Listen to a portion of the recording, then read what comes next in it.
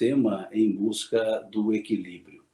Então, vamos conversar sobre isso, dividindo talvez a nossa fala em três níveis, em três tópicos ou em três abordagens, que seria o equilíbrio físico, o equilíbrio emocional, o equilíbrio espiritual.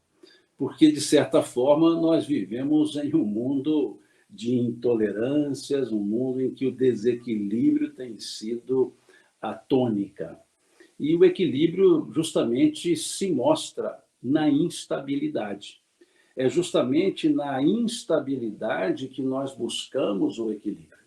Porque estarmos equilibrados em um mundo equilibrado pode ser pura e simplesmente uma consequência. Entretanto, manter o equilíbrio em um mundo que nos leva a atitudes desarmoniosas é que estaria o fruto do nosso esforço, do nosso trabalho.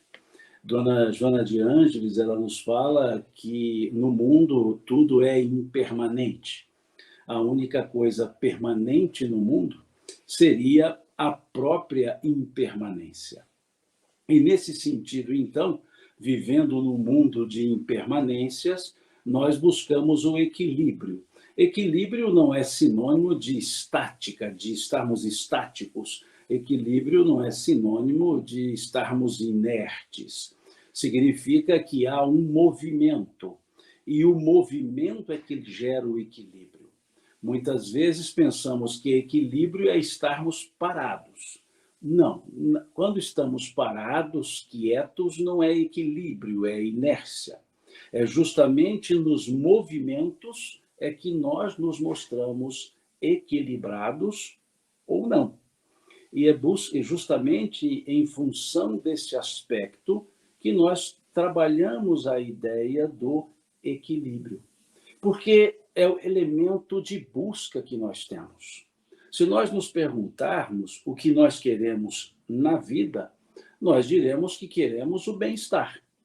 Todos nós queremos o bem-estar. O bem-estar espiritual, o bem-estar emocional, o bem-estar físico. Então, é importante, sim, refletirmos e entendermos que o aspecto do equilíbrio não é uma constância, não é um jeito comportamental constante.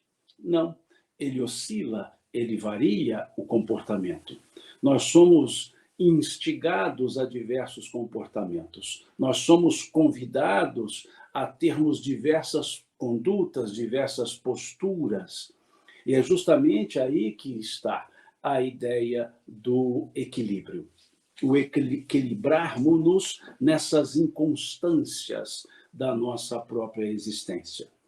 E para esse aspecto, então, do equilíbrio, nós precisamos pensar no aspecto espiritual.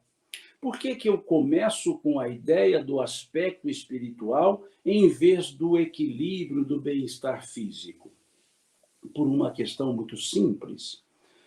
Nós precisamos, antes de olharmos-nos como pessoas, precisamos olharmos-nos como essência e nos fazer uma pergunta: o que nós somos? Não é quem nós somos. Quem nós somos é um papel que exercemos na sociedade, na família. O que nós somos? E aí, então, nós precisamos voltar um pouco e observar o Livro dos Espíritos. A questão de número 1 do Livro dos Espíritos. Quando ali pergunta-se aos benfeitores espirituais: que é Deus? Que é Deus? E a resposta que se nos vem nos leva a uma reflexão. Dizem os benfeitores que Deus é a inteligência suprema do universo, causa primária de todas as coisas, causa causal de todas as coisas. Observemos essa expressão. Deus é a inteligência suprema. Quando dizemos supremo, o que nós queremos dizer? Supremo é aquilo que está acima. Supremo é aquilo que está acima de outras coisas. No caso aqui da pergunta, são os seres. Então, Deus é um ser supremo. significa que existem outros seres. Deus é a inteligência suprema. Significa que existem outras inteligências. Porque senão a resposta dada pelos benfeitores espirituais seria que Deus é a inteligência única do universo. E a resposta dada pelos espíritos não foi que Deus é a inteligência única do universo. Eles disseram Deus é a inteligência suprema, indicando-nos que existem outras inteligências, para que possam ser supremadas, para que essas inteligências estejam abaixo da inteligência suprema. Então, com essa resposta dada pelos espíritos, quando se trata da inteligência, Deus é a inteligência suprema e outras inteligências existem. E aí, quais são essas outras inteligências? Vamos, então, à questão de número 76, também do Livro dos Espíritos. Quando ali Kardec pergunta aos benfeitores espirituais que definição pode se dar dos espíritos. E os benfeitores espirituais respondem: são os seres inteligentes da criação. São os seres inteligentes da criação. Povoam o universo dentro e fora da matéria. Quando responderam são os seres inteligentes da criação, indicaram-nos, então, que somos aquelas inteligências menores, supremadas, da inteligência suprema. Mas quando olhamos mais detidamente essa questão 76 e a questão número 1, observamos que a palavra inteligência, em sentido, ela se repete nas duas respostas, mas há uma diferença entre elas. Na resposta à questão número 1, inteligência é um substantivo. Na resposta da questão 76, inteligência é um adjetivo.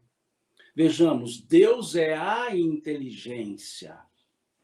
Nós, os espíritos, possuímos a inteligência, somos inteligentes. Em Deus, inteligência é o absoluto, o substantivo. Em nós, inteligência é um atributo. Em nós, inteligência é um adjetivo, é uma qualidade. E o que é um adjetivo? Estudando nossa estrutura gramatical da língua portuguesa, o que é um adjetivo? Numa sintase, é aquilo que dá qualidade ao sujeito, mas não estamos fazendo uma análise sintática. Vamos avaliar o que é a inteligência dentro de uma estrutura gramatical, o que é substantivo, o que é adjetivo. Adjetivo é aquilo que advém de um substantivo. Adjetivo é uma forma qualificadora do substantivo. Então, vejamos, o substantivo bondade gera o adjetivo bom ou boa. O substantivo perfeição leva ao adjetivo perfeito, perfeita. Então, o substantivo inteligência leva ao adjetivo inteligente. Então, Deus é o substantivo absoluto. Aliás, Deus é substantivo em tudo. Deus não é bom, Deus é a própria bondade. Deus não é justo, Deus é a própria justiça. Porque Deus não tem qualidades, ele é o gerador das qualidades. Deus é o grande substantivo da existência. Então, todas as qualidades advêm do substantivo. E aí vem a ideia. Deus é a inteligência, e nós da inteligência tiramos essa qualidade de inteligentes. Em Deus, inteligência é a perfeição. Em nós, o adjetivo inteligentes significa a perfectibilidade. Ou seja, nós não somos perfeitos, nós somos perfectíveis. O que é perfectibilidade? É a capacidade de nos aperfeiçoar. Justamente por Deus ser a inteligência, ele nos deu a qualidade de entender as coisas, nos deu a condição de sermos inteligentes. Então, o que nós somos? O que nós somos? Espíritos, seres inteligentes da criação. Deus é eterno e da eternidade Deus nos deu a imortalidade. Vejam que coisa belíssima. Eternidade não tem começo, não tem fim. Imortalidade tem começo, mas não tem fim. Então, de Deus trouxemos a infinitude, mas tivemos uma origem que se perde na própria eternidade de Deus. Então, é importante nós percebermos esses elementos para que entendamos que, como espíritos, nós fomos criados. Deus é o incriado. Nós fomos criados pelo Criador. E fomos criados, conforme nos falam os Espíritos, simples e ignorantes. Questão 115 do Livro dos Espíritos. O que é ser criados simples e ignorantes? O que significa a palavra simples? Simples não é o contrário de complexo. Simples, aqui, é o elemento que nós temos na física e na química. Quando nós estudamos lá no nosso passado escolar, nós estudamos sobre elementos simples e elementos compostos. Recordam-se? O que é um elemento composto? É aquele formado por outros elementos. E o que é um elemento simples? Aquele que é formado por um só elemento, ou seja, é um só. O espírito é simples porque ele não é composto. O espírito não tem composição. Ele é uno, ele é integral, ele é uma individualidade. Por isso, a expressão ou a palavra simples. Não há composição para se formar o espírito. O espírito não é formado de vários outros elementos, vários outros espíritozinhos. Não. O espírito ele é um. Ele individualiza-se e torna-se um só. Torna-se uno. Por isso disseram os espíritos, o espírito é criado simples, sem composição, simples e ignorante. Ignorante, do verbo ignorar, aquele que ignora, aquele que não sabe. Por Deus, então, da sua perfeição, nos ter criado perfectíveis, vejam, perfectíveis, e perfectível é a capacidade, perfectibilidade é a capacidade de evoluir, de melhorar, de se aperfeiçoar. Deus, então, nos deu a condição de nos aperfeiçoarmos. A perfeição absoluta, Deus. A perfectibilidade em nós. E pela perfectibilidade, nós evoluímos. É o que está na questão 116 do Livro dos Espíritos. Quando se pergunta aos benfeitores espirituais, haverá espíritos que permanecerão para sempre nas camadas inferiores da evolução? E os espíritos respondem, não, todos evoluirão. Por que todos os espíritos evoluiremos? Porque somos perfectíveis. Ou seja, o instinto evolutivo está em nós, o potencial evolutivo está em nós. É como se disséssemos que possuímos o germe da evolução. E aí sim, nesse sentido, nós trazemos a ideia do Gênesis bíblico, lá do versículo 27, capítulo 1 do Gênesis bíblico, quando diz lá, Deus criou o homem, a sua imagem e a sua semelhança. Homem e mulher os criou, a imagem de Deus e a semelhança de Deus os criou.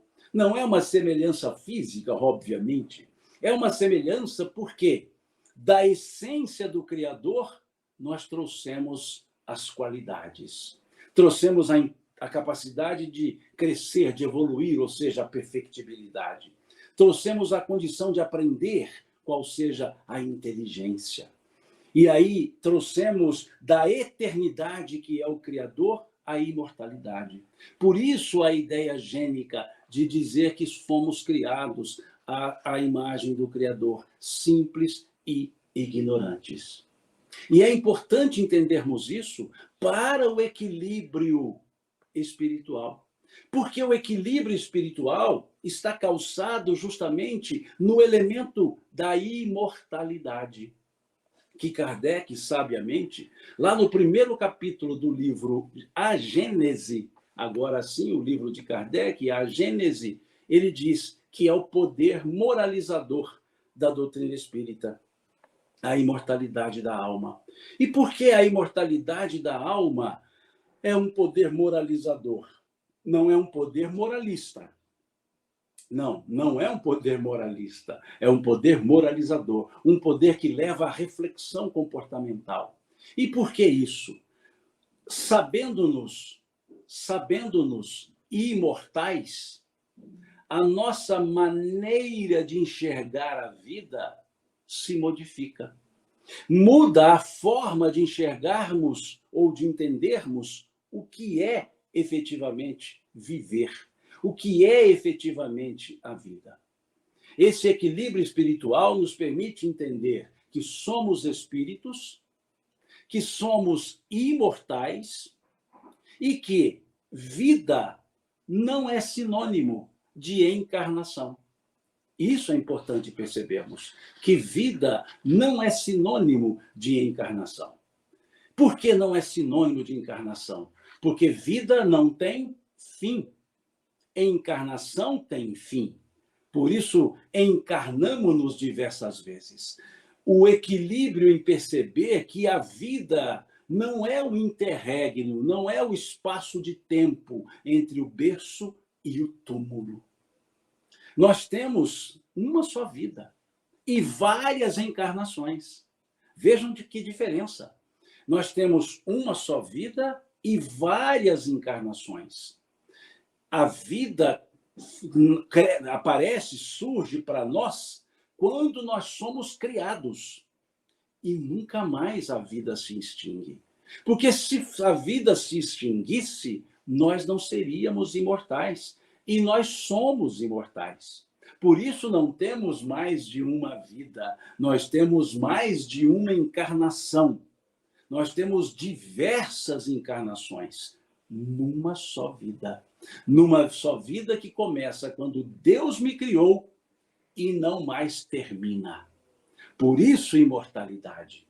O valor da vida é maior do que o valor de uma encarnação. O valor de uma vida é maior do que o valor de uma encarnação. É preciso entendamos isso.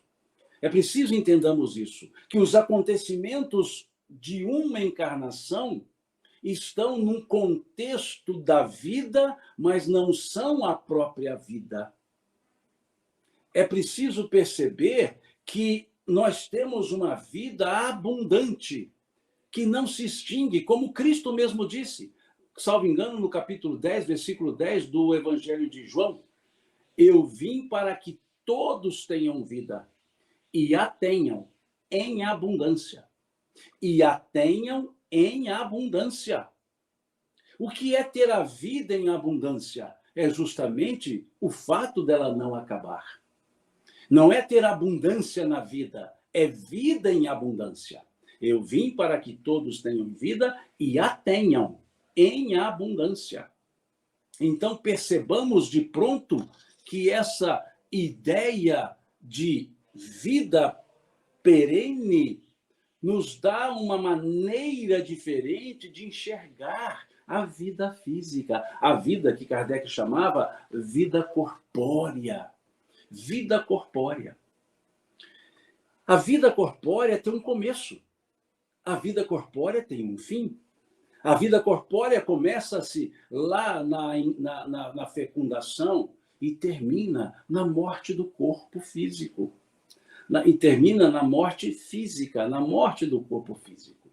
Agora, isso não é a minha vida inteira. Isso é parte da minha vida. Parte da minha vida. Então, é preciso que entendamos bem o que vem a ser a ideia de vida e a ideia de encarnação. Daí a importância desse equilíbrio espiritual primeiro. O que é equilíbrio espiritual? Saber o que nós somos, saber de onde nós viemos, saber para onde nós iremos e saber por que estamos aqui na Terra temporariamente. Temporariamente. E esse aspecto, então, da vida corpórea, ou para o aspecto da vida corpórea, é fundamental o equilíbrio espiritual para lidarmos com as situações circunstanciais da vida corpórea. Todos os acontecimentos de uma vida corpórea são circunstanciais. O que eu quero dizer com circunstanciais? Estão vinculados à circunstância de estarmos encarnados. É importante o equilíbrio espiritual para o entendimento da vida corpórea. Somos espíritos em corpos físicos. Somos espíritos em corpos físicos. E não temos um espírito. Nós somos espírito. É importante, muito importante esse entendimento. Para aí sim o equilíbrio na vida material, na vida corporal. Quantas pessoas se referem a si mesmas como se fossem uma terceira pessoa? Dizem assim, dizem possuir aquilo que elas não possuem. Dizem possuir aquilo que elas são, porque dizem meu espírito. Eu não tenho espírito. Ninguém tem espírito. Todos somos espíritos e temos corpos. Nós temos o corpo físico, nós não somos o corpo físico. Não é o corpo físico que tem um espírito, é um espírito que habita um corpo físico. Então, nós não podemos dizer meu espírito, nós temos que dizer eu, o espírito, e o meu corpo. Eu tenho o corpo. E é importante entendermos isso para entendermos um outro elemento fundamental para quem está encarnado, que é o nosso caso, entendermos o que é alma. A questão 134 do Livro dos Espíritos.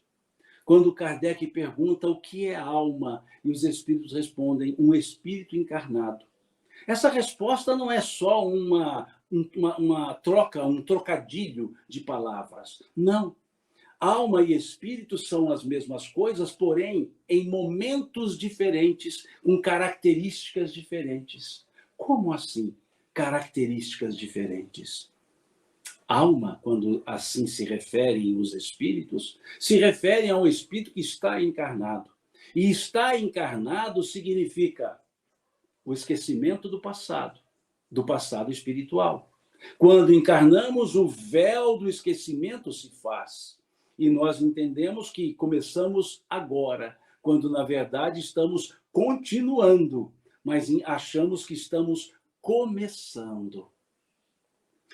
Alma significa espírito e corpo justapostos, de uma maneira tal que não se consegue diferenciar o espírito e o corpo nessa justa posição.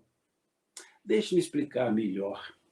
Eu, Simão, só sou o Simão, só me chamo Simão nesse corpo. Eu, fora desse corpo, quem eu sou? O que eu sou é o espírito, mas quem eu sou? Se numa encarnação anterior eu tive um outro nome e estava em outro corpo. Se numa outra encarnação eu estava em outro corpo ainda e tinha outro nome ainda. Se numa encarnação seguinte, eu estarei em outro corpo e terei outro nome. Então perceberam que quando se fala alma, está se falando de um momento na evolução em que espírito e corpo estão justapostos, de tal maneira que o espírito influencia no corpo e o corpo influencia no espírito. Kardec fala isso com precisão. O corpo influencia no espírito também. Por isso a diferença entre alma e espírito. O espírito liberto da matéria sem influências da matéria. A alma justaposta à matéria, sofrendo as influências da matéria, influenciando a matéria. Por isso os espíritos fizeram a definição, fizeram essa distinção didática na questão 134 do Livro dos Espíritos, quando responderam à pergunta o que é a alma, disseram um espírito encarnado. E na seguinte, 135, eles dizem, então, os espíritos são as almas desencarnadas, sem o corpo? Eles disseram sim, com certeza. Mas é preciso perceber que fora do corpo, nós vamos retomando gradativamente toda a nossa memória, toda a nossa memória existencial. E isso faz diferença. Então, é interessante perceber que o bem-estar espiritual, o conhecimento dessa realidade espiritual é fundamental para o bem-estar corporal. Para o bem-estar corporal. É importante, então, esse equilíbrio, porque há, no processo encarnatório, uma simbiose perfeita entre espírito e corpo. Retroalimentação, um alimentando o outro. É importante isso, esse aspecto simbiótico. E esse aspecto simbiótico, espírito-corpo, ou melhor dizendo, realidade espiritual e realidade corporal, nos leva a refletir sobre um dos elementos da vida corporal. Um dos elementos da vida corporal. O ser e o ter. O equilíbrio psicoemocional. O ser e o ter. Nós conjugamos, enquanto encarnados, muito o verbo ter.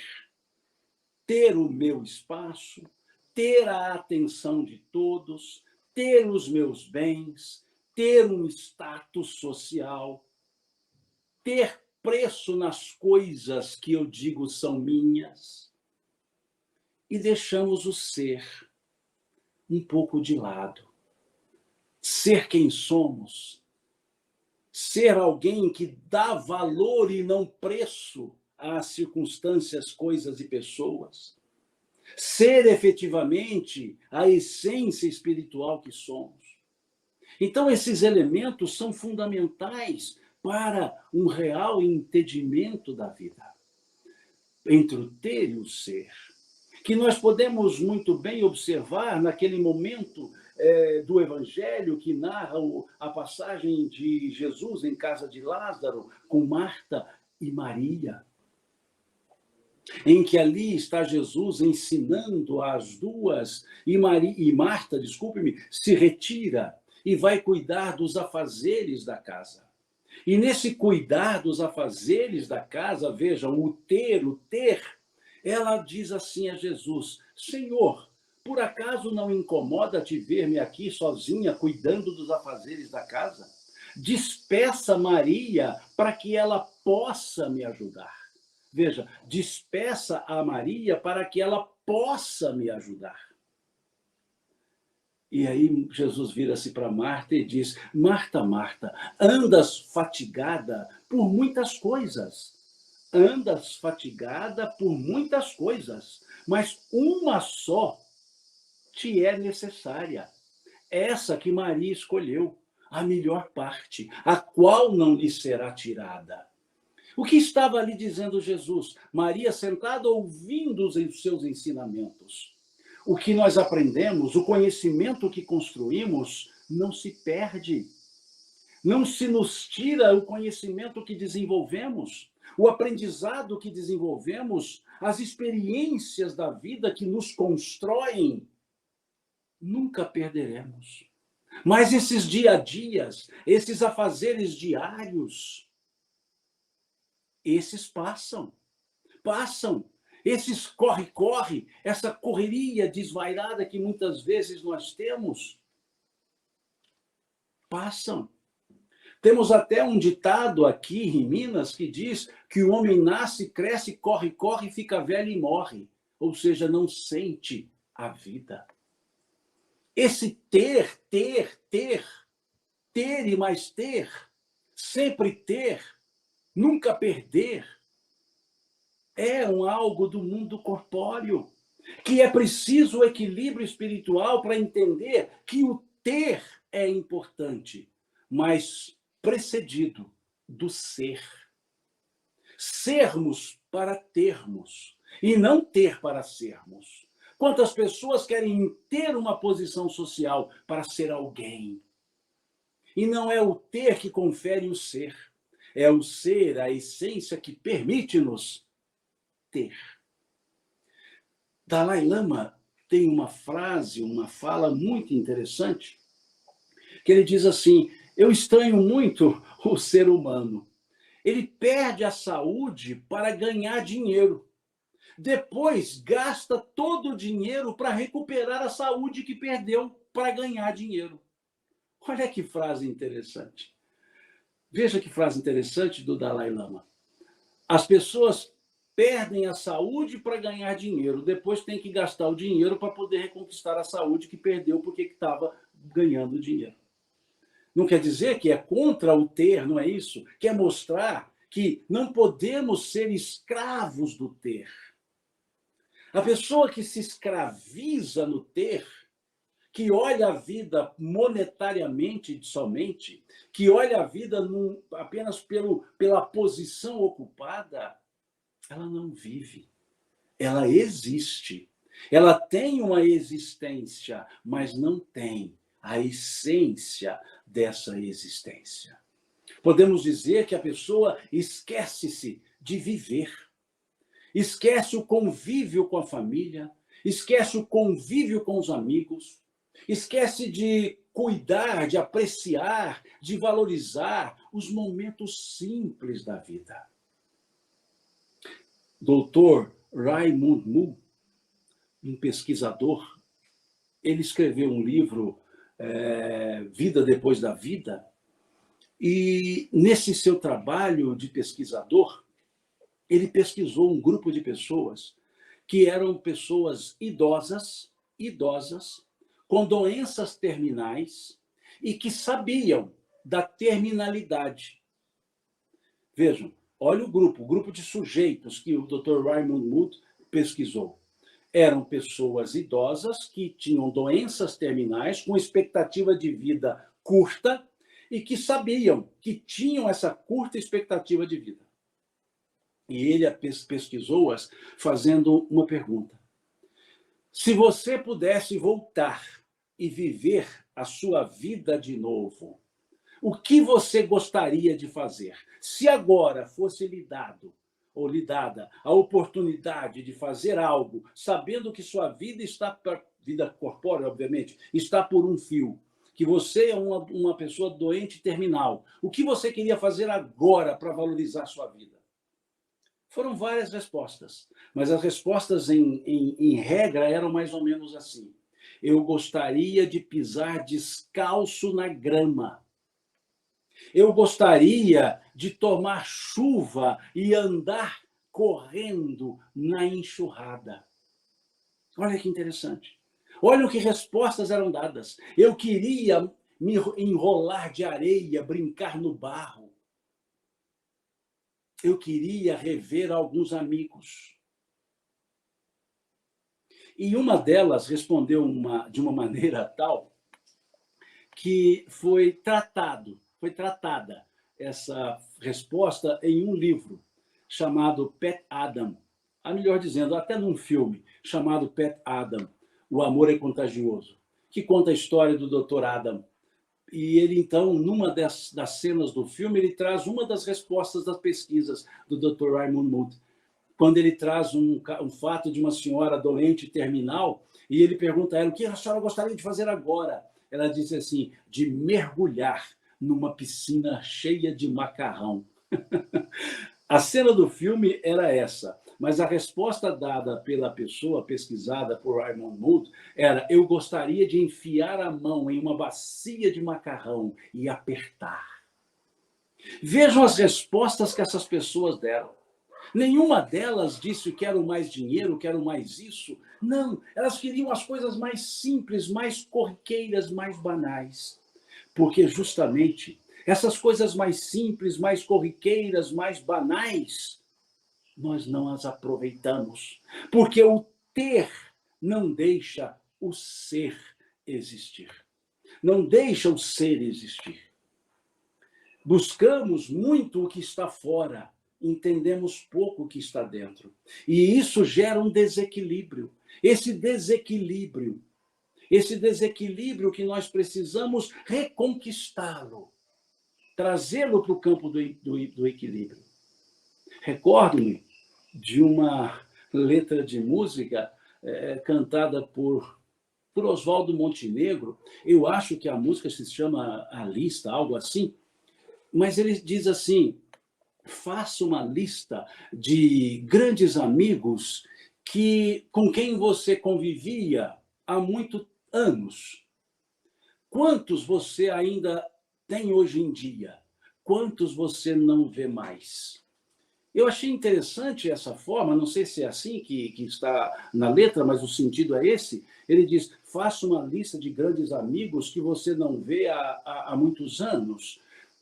Quantos desses você ainda encontra? E quanto você com eles se encontra? Quanto desses você nunca mais viu ou não vê mais?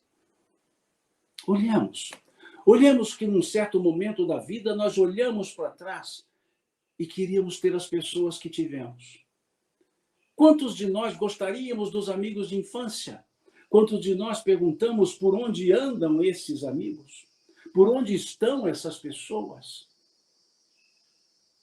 Quantas saudades nós temos daqueles tempos de outrora, por assim dizer. Meus cabelos brancos já permitem eu usar o termo outrora. Mas quantos?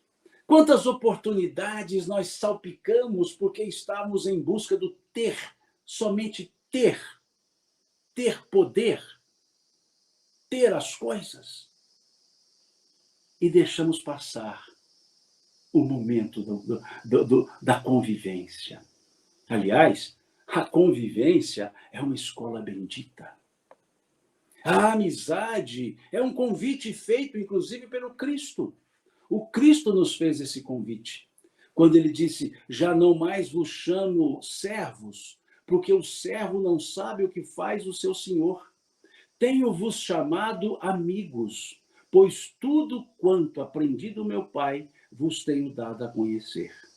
Vos tenho dado a conhecer. Exaltando, dizendo em outro momento: vós sereis meus amigos se fizerdes o que vos ensino. Então vejamos o valor da amizade. E a amizade verdadeira, eu não me refiro a coleguismos, amizade une as pessoas, alegra as pessoas, massageia o coração das pessoas. E então buscamos o equilíbrio. Esse equilíbrio emocional, o equilíbrio íntimo. E é interessante percebermos esse equilíbrio íntimo, porque Jesus nos falou isso. Quando nos falava do reino de Deus, ele nos falou por meio de parábolas, as chamadas parábolas do reino, lá do capítulo 13 do Evangelho de Mateus. Quando ele vai nos falar sobre o reino de Deus, dizendo: o reino de Deus é semelhante a... E aí, falando com pessoas diferentes, ele trazia exemplos diferentes. Então ele dizia, falando com pescadores: o reino de Deus é semelhante a um homem que foi ao mar, jogou as redes, pegou peixes grandes e pequenos. E continua a parábola.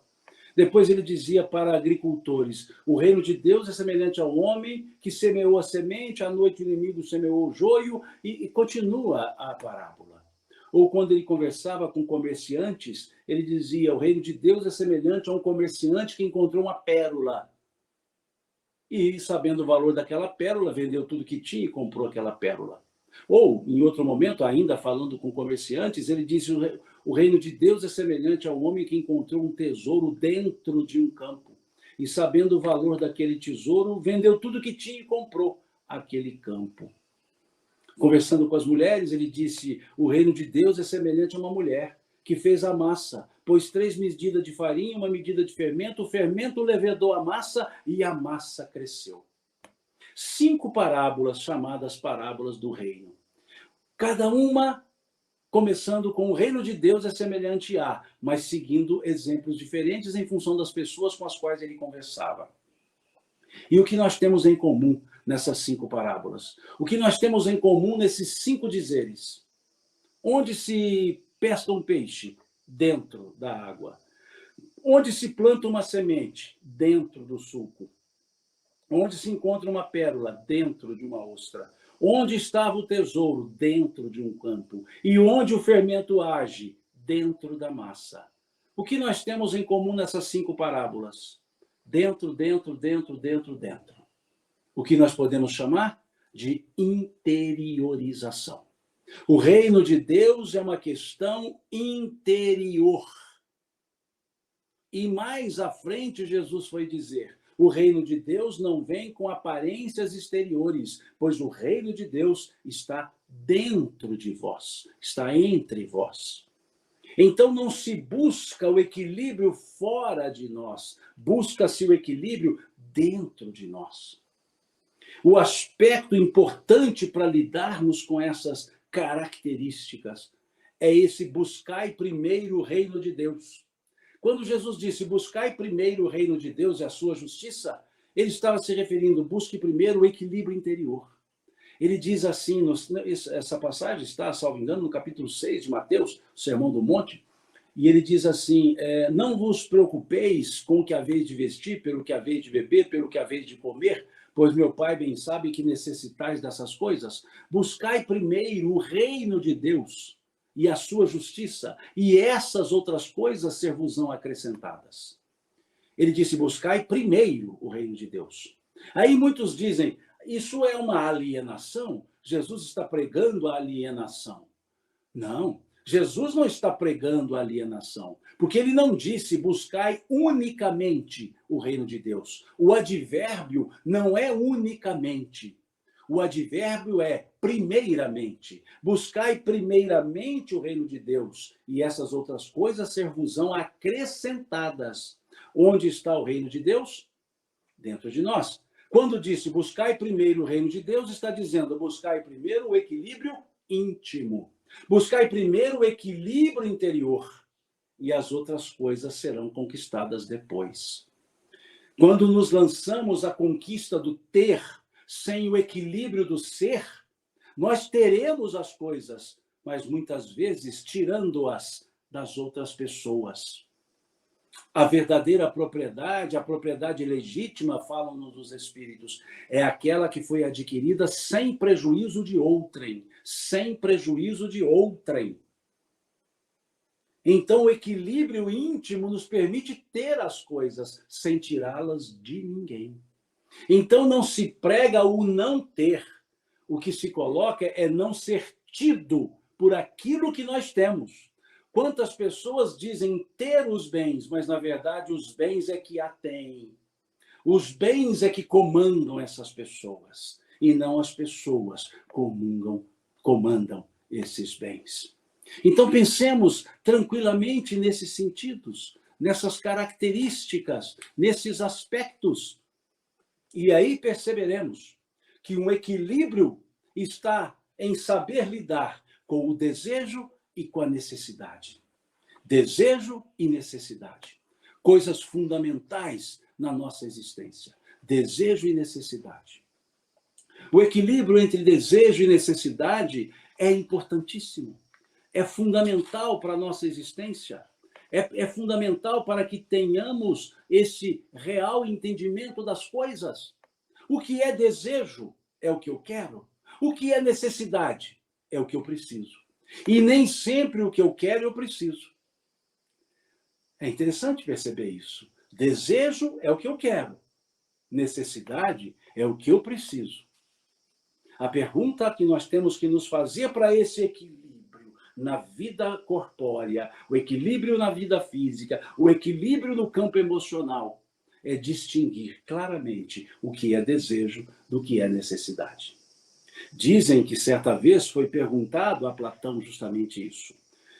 Pediram a Platão que diferenciasse desejo de necessidade. E Platão teria dito: durma no chão por 30 dias, passe a pão e água. Qualquer coisa além disso é desejo.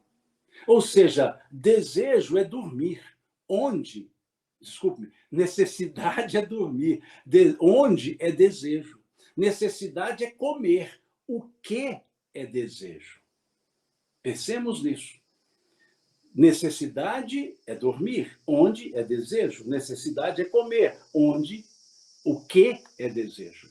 Por isso, Platão teria dito: durma no chão por 30 dias, passe a pão e água, qualquer coisa além disso é desejo. E aí, entendamos bem essa característica do desejo e da necessidade. Vejamos que naquela frase do Cristo é: meu Pai bem sabe que necessitais dessas coisas. Agora, nós vivemos desejando muitas coisas. Desejando muitas coisas. Há um filósofo das crianças chamado Balu. Balu, um urso, lá do filme, do desenho animado Mowgli, e ele tem uma receita de vida que ele até canta uma música lá para ensinar o Mowgli, que aqui, obviamente, eu não vou cantar em respeito aos ouvidos de vocês, mas ele canta dizendo: necessário, somente o necessário. O extraordinário é demais, por isso eu uso e vivo o necessário. Olha que coisa interessante. Necessário, somente o necessário. O extraordinário é demais, por isso eu uso e vivo o necessário.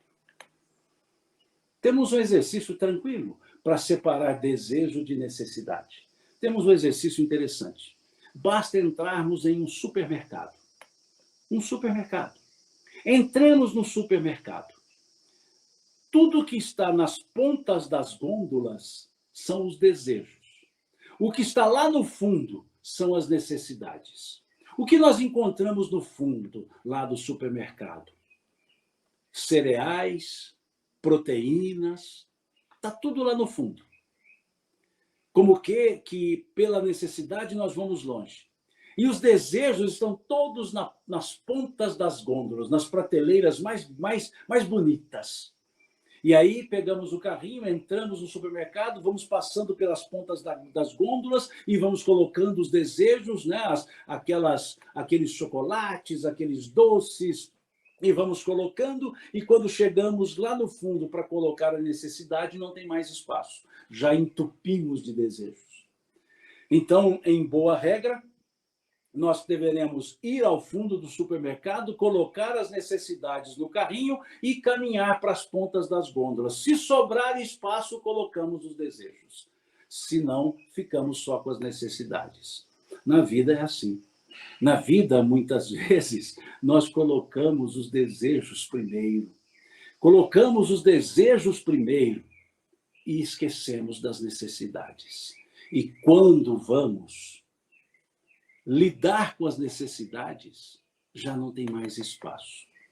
É preciso que não preenchamos a vida com desejos, que coloquemos como base da nossa vida as necessidades. A necessidade emocional, a necessidade de conviver com as pessoas, a necessidade de ter amigos, a necessidade de conviver, de sair, de encontrar pessoas.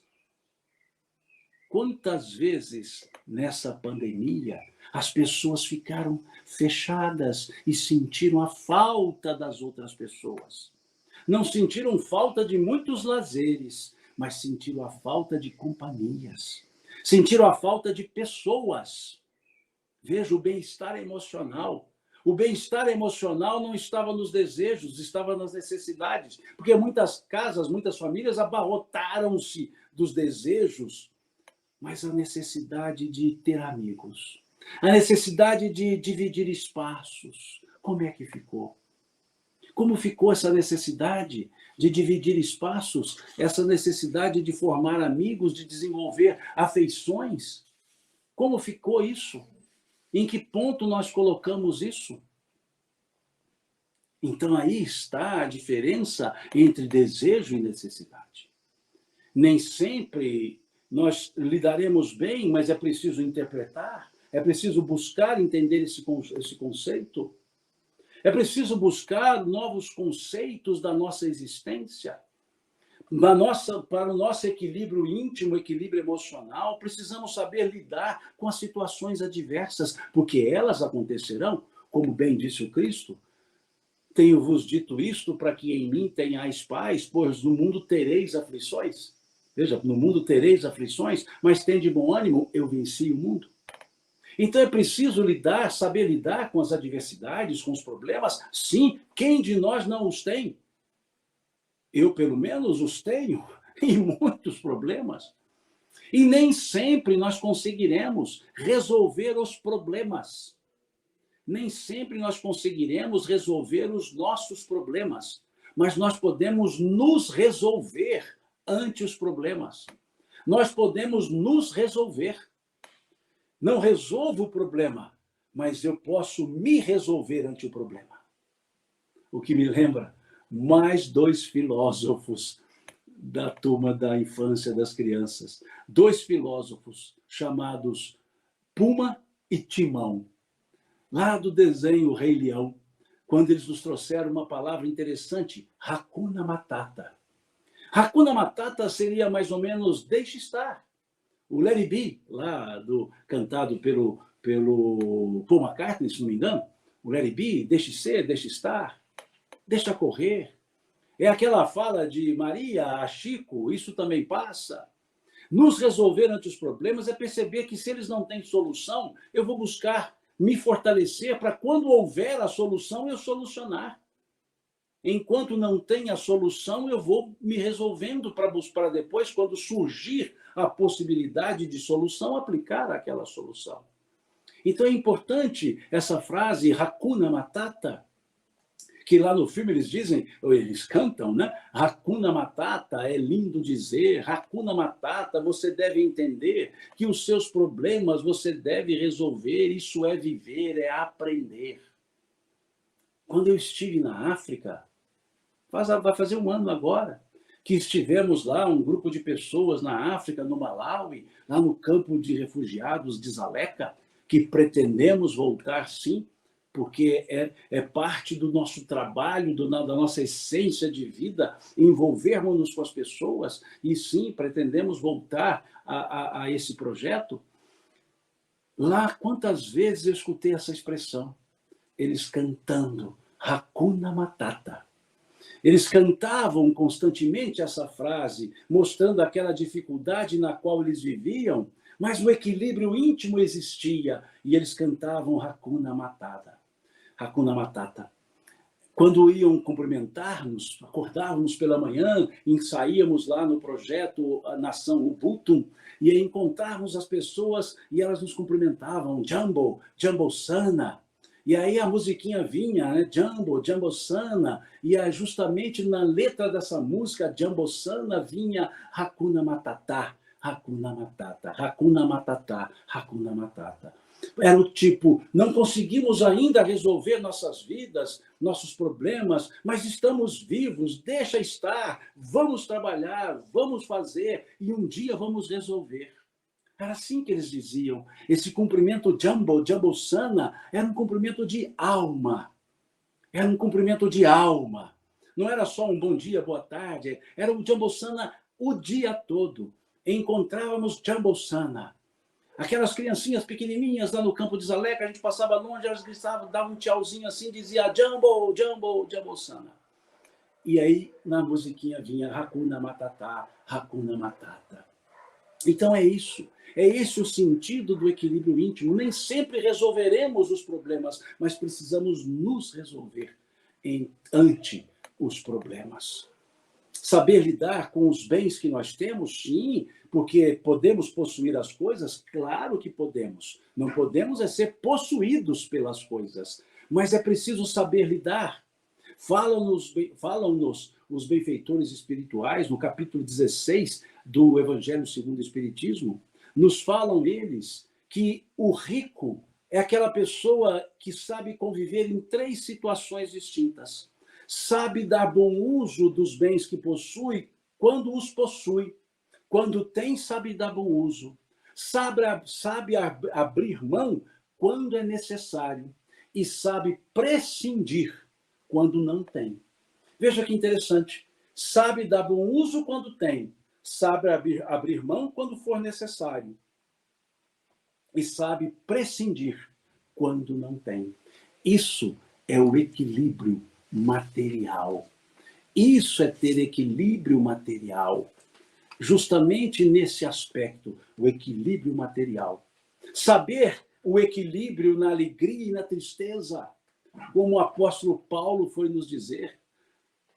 Aprendi a contentar-me com o que tenho, sei viver em abundância, sei viver em penúria. Aprendi a contentar-me com o que tenho. Aprendi a viver contente em toda e qualquer situação.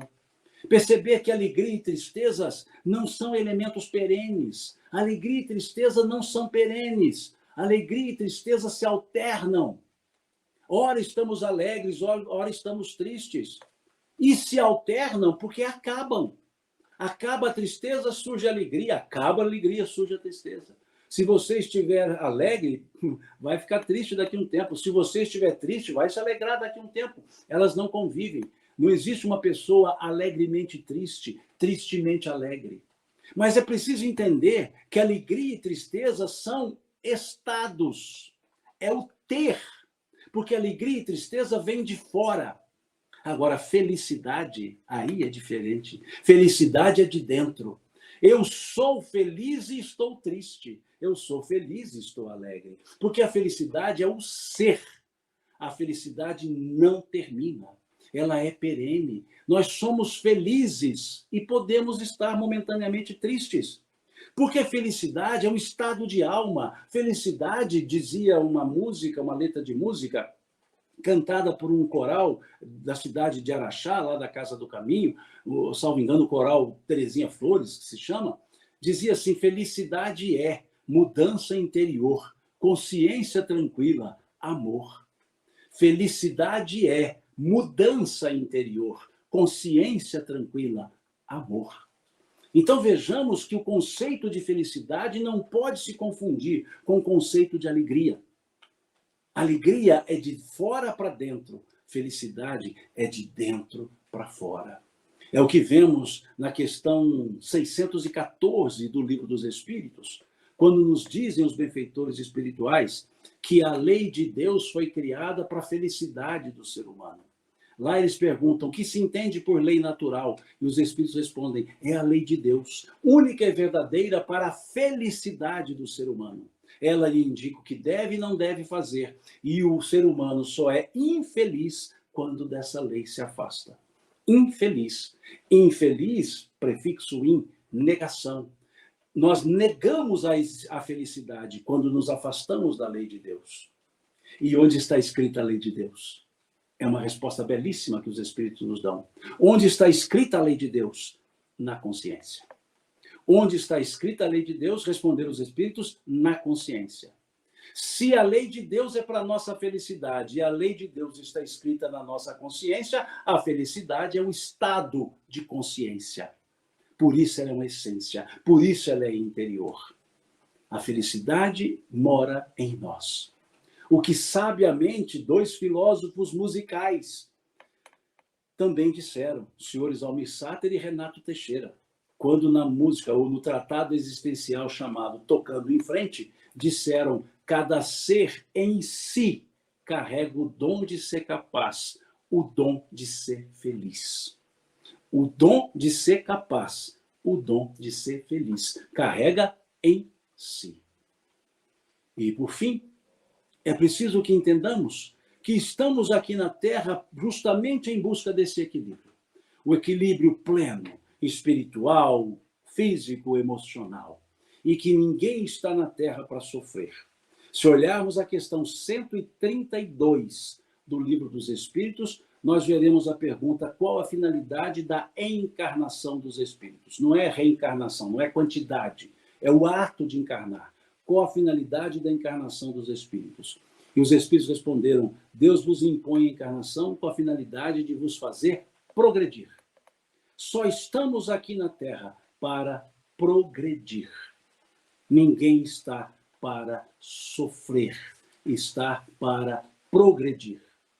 Então, para vivermos o equilíbrio, podemos dizer, vivamos o equilíbrio. Somos seres espirituais em experiências materiais. Não somos seres espirituais materiais em experiências espirituais. Nós estamos aqui para espiritualizar a matéria e não para materializar o espírito. É importante percebermos. E o caminho nos foi dado, as orientações nos foram trazidas pelo Cristo de Deus. De tal modo que João, o evangelista, na sua primeira epístola, salvo engano, no versículo 6 do capítulo 2, que é o capítulo 2, eu não tenho dúvida. Mas chequem lá, se é versículo 6, se é versículo 5, se é versículo 7, eu não tenho dúvida, a primeira epístola de João, capítulo 2, provavelmente versículo 6, quando ele diz, aquele que diz permanecer em mim, no Cristo, aquele que diz permanecer em mim, deve andar como eu andei, ou seja, aquele que diz permanecer no Cristo, deve andar como Cristo andou. E sobre esse assunto, deixo para encerrar um deverzinho de casa. Leiam no livro Fonte Viva, o capítulo 134, em que Emmanuel analisa justamente esse versículo de João, da primeira epístola de João, capítulo 2, acho que versículo 6. E Emmanuel dá uma aula interpretativa desse versículo no capítulo 134 do livro Fonte Viva, que para a gente entender efetivamente o que é viver segundo Cristo, o que é viver em equilíbrio. Agradeço ao convite que me foi feito para estar aqui nessa noite falando sobre esse tema, Em Busca do Equilíbrio.